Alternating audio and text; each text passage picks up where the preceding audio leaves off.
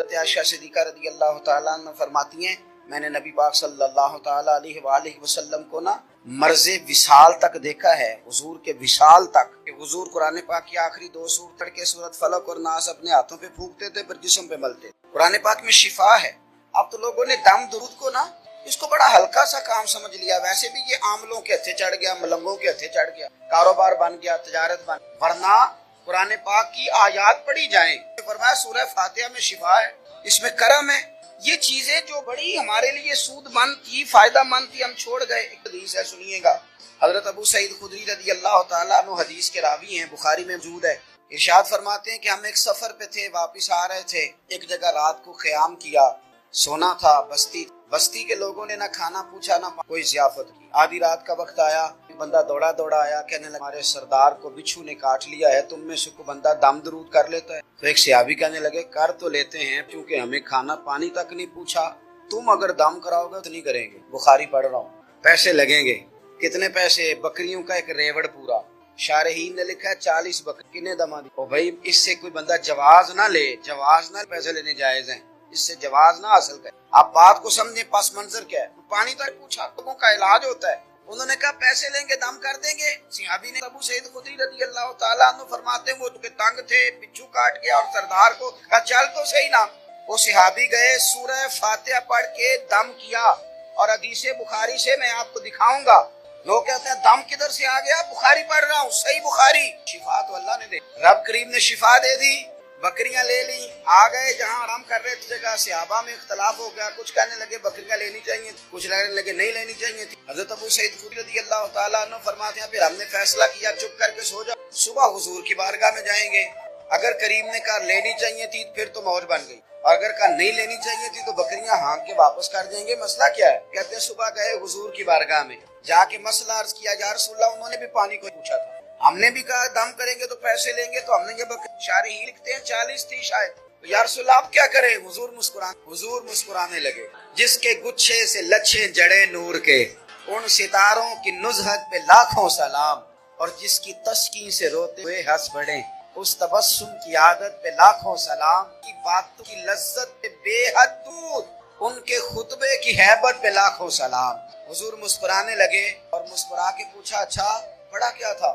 یا رسول اللہ سورہ فاتحہ۔ فرمایا سکھائی کس نے تھی؟ کہ یا رسول اللہ آپ نے۔ فرمایا پھر آدھی بکریاں میری ہیں آدھی تمہاری ہیں، اور میرا حصہ نکالو نا۔ ایک بزرگ کی بات لکھی جو تابعی ہیں، وہ فرماتے ہیں کہ ان بزرگوں کا طریقہ یہ تھا کہ وہ لوگوں سے چھپ کے نا پہاڑ کے پیچھے عبادت کرتے، اور پوزیشن ان کی یہ تھی کہ کسی سے ملتے نہیں تھے، بالخصوص فجر کی نماز سے لے کر عصر کی نماز تک بکریاں رکھی ہوئی تھیں، ان کو چراتے رہتے تھے فرات کے کنارے، اور نفل پڑھتے رہتے تھے۔ اس وقت کو ملنے بھی نہیں آتا تھا۔ ایک شخص بڑی دور سے ان کی شہرت سن کے آیا، میں نے تو ملنا ہے۔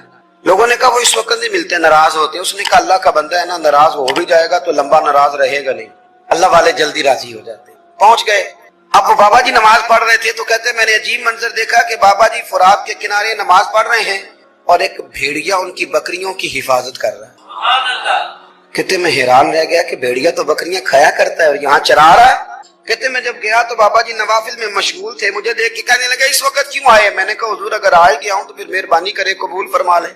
میں بیٹھ گیا تو میں نے کہا حضور یہ بھیڑیا بکریاں چرا رہا ہے، بھیڑیا اور بکریے کی صلح کب سے ہو گئی؟ تو فرماتے ہیں لمبی تقریر نہیں، ہلکا سا جملہ۔ فرمانے لگے جب سے بکریوں کے مالک نے رب سے صلح کر لی ہے نا، تب سے بھیڑیوں نے بھی بکریوں سے صلح کر لی۔ بکریوں کے مالک نے رب سے صلح کر لی، گناہ چھوڑ دیے، اس کی فرما برداری میں آ گئے۔ اب پھر اسے بکریاں چلانے کی ضرورت نہیں رہی، بکریاں نہ اب بھیڑیا چراتا ہے۔ کہتے ہیں میرے اوپر کپ کپی طاری ہو گئی بزرگوں کی بات سن کے، اور مجھے پیاس لگی اور خواہش آئی کہ پتہ نہیں اب بابا جی کچھ کھلائیں پلائیں گے بھی کہ نہیں، بابا جی کچھ کھلائیں گے بھی کہ نہیں۔ کہتے میرے دل میں خیال تھا تو بزرگوں نے نا ایک لکڑی کا پیالہ، ان کے پاس وہ غار میں بیٹھے تھے تو ایک چھوٹا سا پتھر تھا، اس کی ڈھلان بنی ہوئی، بابا جی نے اس کے نیچے لکڑی کا پیالہ رکھا، وہ رکھا ہی تھا تو وہ دودھ سے بھر گیا۔ کہتے انہوں نے مجھے دیا تو ٹھنڈا اور میٹھا دودھ، میری طبیعت خوش ہو گئی۔ بابا جی نے دوبارہ وہی پیالہ اسی جگہ رکھا تو شہد سے بھر گیا۔ 1000 سال پہلے دادا صاحب لکھ رہے ہیں، کہتے مجھے دیا، میں نے فوراً کہا، میں نے کہا حضور یہ دودھ تو گائے بھینس دیتی ہے، پہاڑوں سے تو نہیں نکلا کرتا، اور شہد تو شہد کی مکھیاں دیتی ہیں، پتھروں سے تو نہیں نکلتا، یہ آپ کہاں سے نکال رہے ہیں؟ تو کہتے ہیں وہ قرآن مجید پڑھنے لگے۔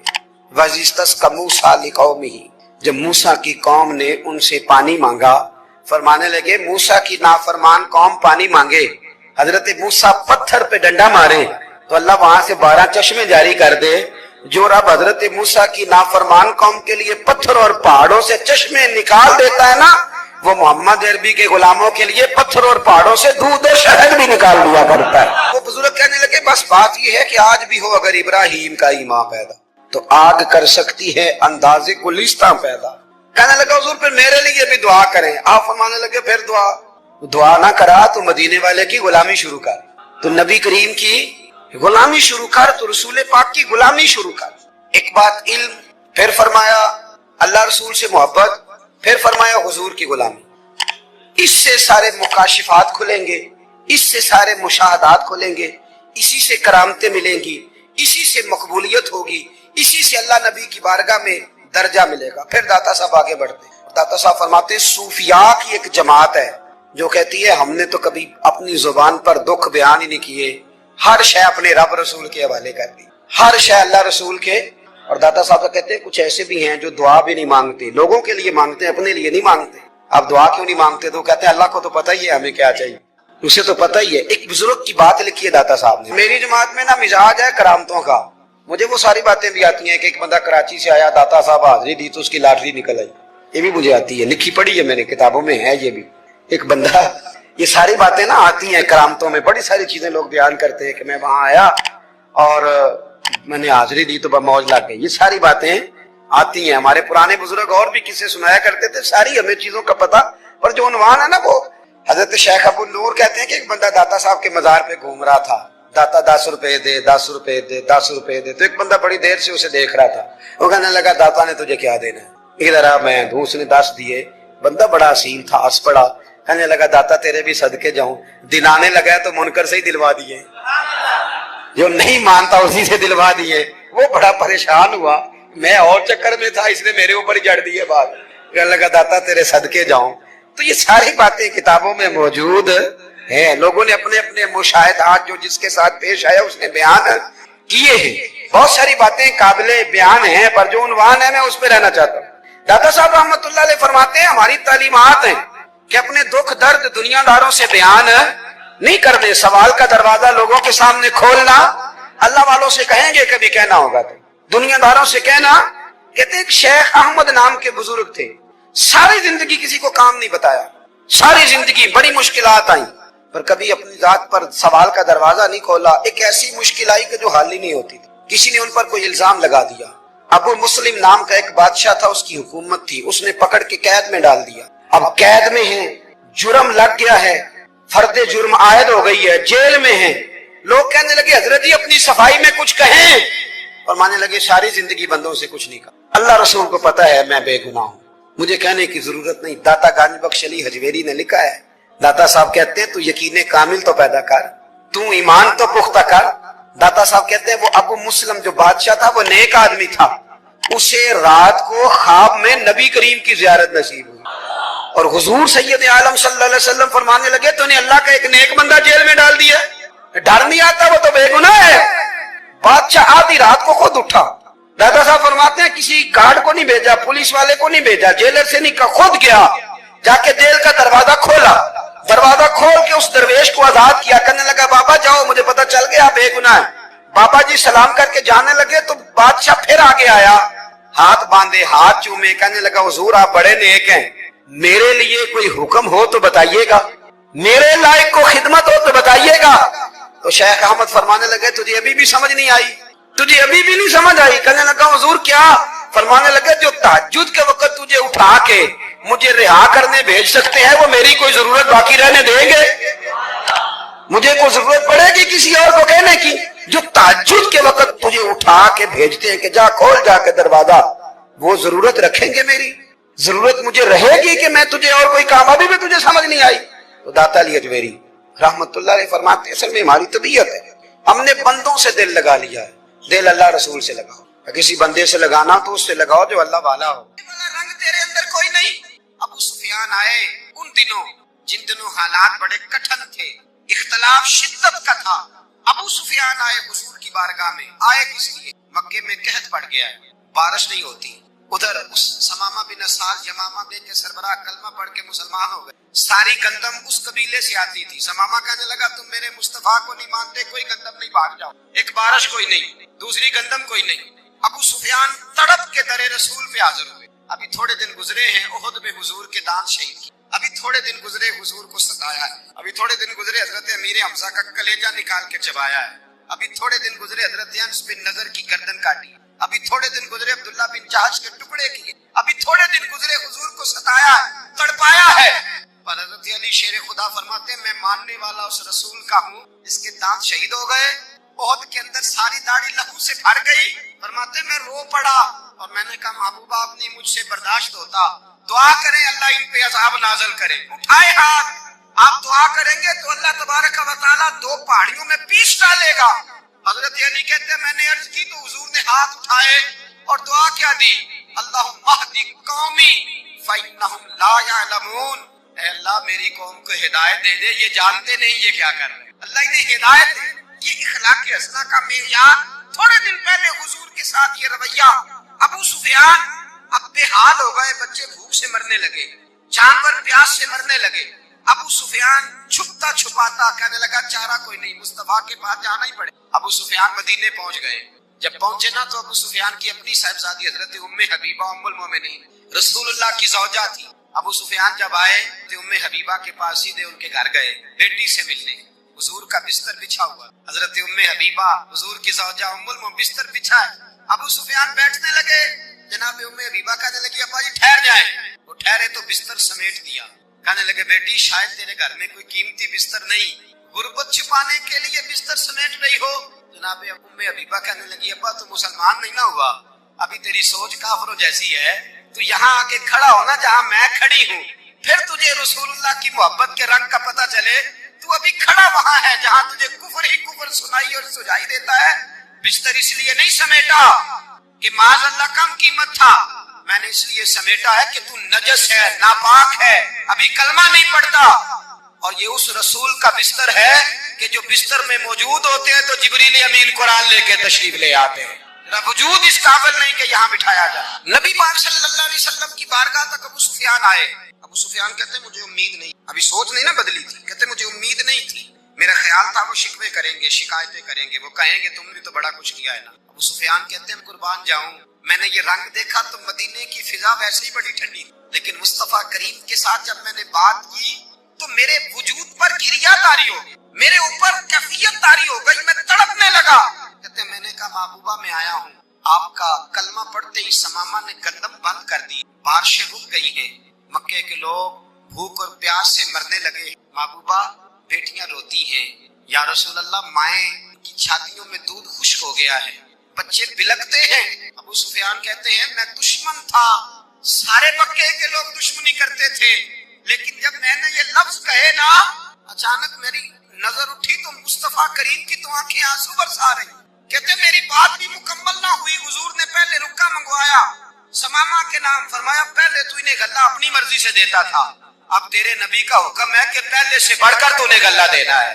اور پھر میرے مصطفیٰ نے ہاتھ اٹھائے. اور بھائی مشکل ہوتا ہے, مشکل ہوتا ہے, سگے بھائی کے لیے لوگ دعا نہیں کرتے, کہتے میرا شریکہ ہے. ساس بہو کے لیے بہو ساس کے لیے دعا نہیں مانگتی, کہتے اختلاف ہے, لوگ لوگوں کی زندگی نہیں مانگتے, بیماری میں شفا نہیں مانگتے. ابو سفیان کہتے ہیں آمنہ کے لال تیرے قربان جاؤں. حضور نے ہاتھ اٹھائے اور کہا اے اللہ مکے کی سنگلاخ پہاڑیوں پہ بارش برسا, اے اللہ کھیتیاں ہری کر دے, اے اللہ ماؤں کی چھاتیوں میں دودھ بھر دے, اللہ عورتوں کو تازگی دے دے, بچوں کو رانائی دے دے, پھلوں پھولوں کو تازگی دے دے. ابو سفیان کہتے پہلے حضور رو رہے تھے, اور جب نبی پاک کی دعا دیکھی تو میں نے رونا شروع کر دی, میں نے رونا شروع کر دی. کہتے واپس آیا تو وہ احساس کہ یار یہ میں کس شخص سے مل کے آیا ہوں, یہ کس قسم کے آدمی سے مل کے آیا ہوں, یہ کیسا رنگ ہے, یہ کس قسم کا انداز ہے کہ جس کو میں پتھر مارتا رہا وہ میرے لیے دعائیں لے کے بیٹھا ہوا ہے, جس کو ساری زندگی ستایا ہے وہ میرے بچے کے لیے روتا ہے, میری بیٹی کے لیے اس کی آنکھ میں آنسو ہیں, وہ ہمارے لیے تڑپ رہے ہیں. میرے بھائیوں, ابو سفیان کہتے ہیں پھر دوسرا جلوہ میں نے تب دیکھا جب حضور مکے آئے, اور میں تو آخر تک لڑنے آیا تھا نا, حدیبیہ تک. جب رسول پاک مکے آئے اور حضور نے اعلان معافی کیا تو بنتا تو یہ تھا کہ مجھے سزا ملتی, لیکن میرے مصطفیٰ کریم نے فرمایا جو ابو سفیان کے گھر میں چلا جائے گا میں اسے معاف کر دوں. کہتے ہیں میں نے کہا یہ میرے لیے کس قسم کی سزا تجویز کی ہے کہ میں عمر بھر دشمنی کرتا رہا اور یہاں رنگ عجیب ہے. حضور نے میرے لیے ہی اعزاز لکھ دیا. فرمایا جو ابو سفیان کی حویلی میں داخل ہو گیا میں نے معاف کیا. ابو سفیان کہتے ہیں پتہ نہیں کتنے پردے تھے جو اٹھ گئے, پتہ نہیں کتنی منزلیں تھی جو طے ہو گئی, پتہ نہیں کتنے جلوے تھے جن کا نظارہ ہو گیا. اور میں نے غور سے چہرہ دیکھا تو میری آنکھوں سے پٹی اتر گئی اور مجھے عبداللہ کے یتیم بیٹے کے پیچھے محمد رسول اللہ کے جلوے نظر آنے شروع ہو گئے. اخلاقی قدریں جب یہاں تو لوگ مرے ہوئے شخص کو مارتے, یہاں تو سڑک پر کتنی گراوٹ ہے اور کتنا گر گیا ہے. اخلاق ان لوگوں کا ایکسیڈنٹ ہو گیا ہے, ٹرین کی پٹری سے اتر گئی ہے, چیخو پکار ہے, آہیں ہیں, تڑپنا ہے, رونا ہے, سسکیاں ہے.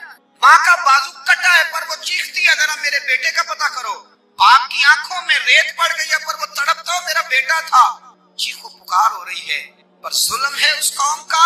جو بچانے والے آئے ہیں وہ پہلے آتے ہی ان کی جیبیں ٹٹول رہے ہیں, ان کے بٹوے دیکھ رہے ہیں, گری ہوئی عورتوں کے یہ آپ اٹھا کر دیکھیے اخبارات, عورتوں کے گری ہوئی عورتوں کے کانوں سے بالیاں نوچی گئی اور ان کے کان تک کٹ گئے. یہ اس قوم کا حال ہے. اقبال کہتے ہیں جنہیں آتا نہیں دنیا میں کوئی فن تم ہو اور بیچ کھاتے ہیں جو بزرگوں کا کفن تم ہو. تم وہ لوگ ہو جو کفنوں پہ سودے کرتے ہو, جو قبروں پہ سودے کرتے ہو. لوگ تجارتیں کرتے ہیں, اخلاقی پستی کا یہ عالم کہ لوگ قبروں پہ سجدے کرتے ہیں, بیٹے بیچ کے دہیز خریدتے ہیں. غریب کی بیٹی روز تڑپتی ہے, روتی ہے, روز سسکیاں لیتی ہے کہ کہاں سے وہ دروازہ کھلے گا. جب میں بھی جب سہاگن ہوں گی, جب میرا باپ بھی عزت کے ساتھ مجھے رخصت کرے گا. اور غریب آدمی بیٹی کی شادی کے بعد اتنا دکھی رہتا ہے, وہ بھی کم ہی لوگ جانتے ہیں, وہ بھی وہی لوگ جانتے ہیں جو اس منظر سے گزرتے ہیں. ہمارا اخلاقی معاملہ اس قدر زیادہ تباہی کا شکار ہے. میرے مصطفیٰ کریم سید عالم مجسم صلی اللہ علیہ وسلم جذبات کا خیال رکھتے, احساسات کا خیال رکھتے, تصورات کا. او بھائی اس سے بڑا اخلاق کا مظاہرہ کہاں سے لینے جاؤ گے؟ قیامت کے لال فرماتے ہیں میرا دل کرتا ہے نماز لمبی پڑھاؤں, نماز اللہ کی نماز, دل کرتا ہے لمبی نماز پڑھاؤں, میں لمبی لمبی صورتیں تلاوت کروں, میں کھل کے رب کریم کا قرآن پڑھوں, میں اللہ تبارک و تعالیٰ کے قرآن مجید کے ذائقوں میں کھو جاؤں. لیکن حضور فرماتے ہیں نماز میں کسی بچے کے رونے کی آواز آتی ہے, کسی بوڑھے کی ہائے کی آواز آتی ہے, کسی بیمار آدمی کی ہائے کی آواز آتی ہے. فرماتے ہیں میں اللہ کی نماز چھوٹی کر دیتا ہوں اللہ کے بندوں کا خیال کرتا ہوں. میں رب کی نماز چھوٹی کر دیتا ہوں, رب کریم کے بندوں کا خیال کرتا ہوں. خدا کے بندے تو ہیں ہزاروں, بنوں میں پھرتے ہیں مارے مارے, میں اس کا. میرے حبیب کریم سید عالم صلی اللہ علیہ وسلم نے فرمایا اللہ کریم نے بندے کو مخلوق کو پیدا کرنے سے پہلے جو تحریر سب سے پہلے لکھی تھی نا, اللہ نے اپنے پاس جو جملے سب سے پہلے لکھے تھے بندے بنانے سے بھی پہلے, وہ فکر یہ تھے کہ ان رحمتی سبقت اعلی غضبی. رب کریم نے لکھا تھا بے شک میری رحمت زیادہ ہے میرا غضب زیادہ نہیں ہے. اس نے لکھا تھا کہ میری رحمت ہمیشہ میرے غضب پر غالب رہے گی.